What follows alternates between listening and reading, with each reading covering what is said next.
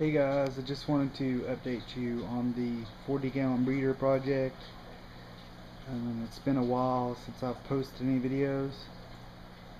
I've just been really busy with work and some other projects I got going on, but the tank's looking really good. I've been dosing Kalkwasser for like, I don't know, maybe 3 months. I've grown a bunch of coralline. Just really started taking off here in just a little bit, probably like the last couple weeks. When I went in the sump and softened out all the detritus that accumulated, and just did some good maintenance on the tank. I've been dosing about 10 cc's of Kalkwasser per 5-gallon bucket of water to this tank, and it seems to keep the calcium up pretty well. I could probably up it to like 3, but I've not really been checking it, so I don't want to push the limits of my pH when my auto top off comes on. The fish are doing really well. The self-in tank, he's been doing really good here lately. I've just been feeding him some pellets that I got from the Coral Reef, which is sort of like a local store near my area. It's about a 2-hour drive really, but it's one of the nicer stores that I can get to. It's the same food that they feed their baby hatchery clownfish. I'll show you that here in a little bit, but this is just a kind of general update. Everything's doing good. Right here, the large headed Duncan, it's got a bunch of new growth on it, a bunch of new heads.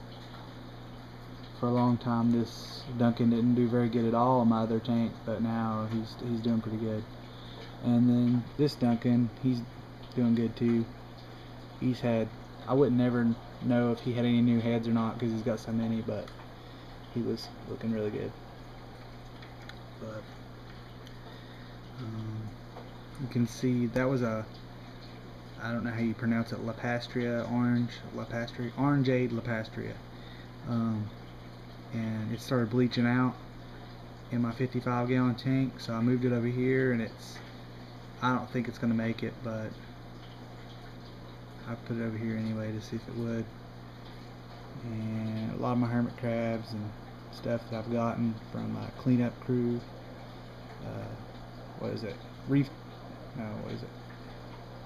reefcleaners.org, I think. They're doing really good. Some big old crabs. My bicolor blenny. Mr. Self-in, he's king of the tank. He's not going to be king of the tank here in just a little bit, because in about 2 weeks I've got a whole different route for this tank, whole different direction. What I'm going to do is I'm going to join this tank along with a 125-gallon tank, and they're both going to run off of a 4-foot sump that I built. It's going to use a single reflow pump for returns on both tanks, and a reflow pump that's just going to be specifically for the 125-gallon closed loop. So I'll show you that here just a second. Here's my 55-gallon tank. It's doing crappy. All my caliper died off and released some nutrients back in the water. So I've gotten a lot of green algae and some bubble algae growing. Surprisingly, this Pulsing zinnia is really taking off. I don't care much for it, but there it is. Had a bunch of corals bleach out on me. That green Montipore is coming back, but I lost quite a bit. They've been just slowly deteriorating.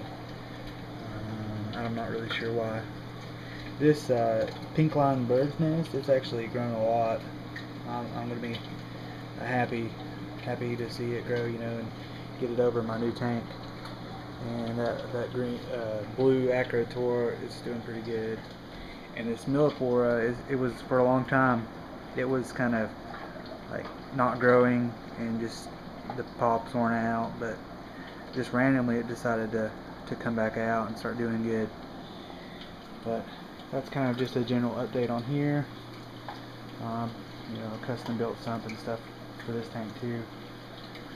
Like I said, I don't really know why this tank isn't, well, it has never really done all that good as far as corals go. Fish, I've not had any problems. Fish have always done good in this tank. There's my clownfish. They're getting pretty good size now. And I've got 2 engineer gobies that are about a foot long each. And my yellow tang, he's hiding out. He don't like the camera. It's back there with the engineer goby. I don't know if you can see him or not. Yeah, there he goes. He started getting a little head and line erosion. And I think it was because I was using a ton of carbon on this tank trying to get the water clarity better, and so I quit using carbon, and it's coming back. I mean, his color's coming back. Is where the head and lateral line erosion was. It's kind of, you know, you see where the color's coming back and it's going away. It's a very slow process though.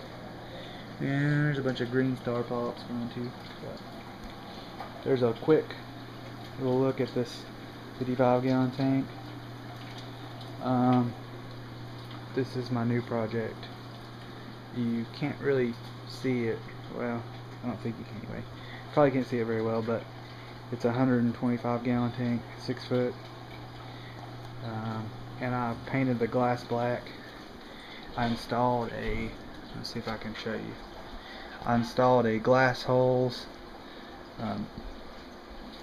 3,000 gallon an hour overflow box, and I've drilled 3 3-inch holes in the back of the tank. I can't see it. Maybe you can. One of them's for the closed loop, the other 2 are for the drains.